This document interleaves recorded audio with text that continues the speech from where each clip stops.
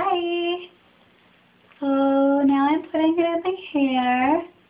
I started with all my roots, and now I'm putting it in the rest of my hair.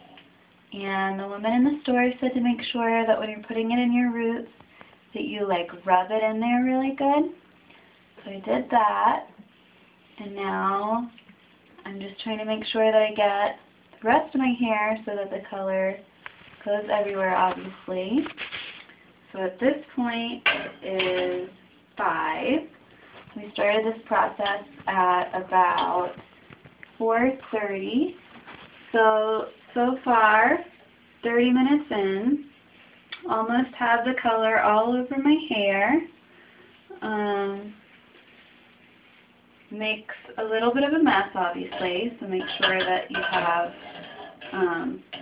you know, you're using stuff you're not super attached to. We're at my parents' house right now. We're using their stuff. So we'll see what happens. Hopefully it won't stain the bowl or anything, but anyway, stage 2 almost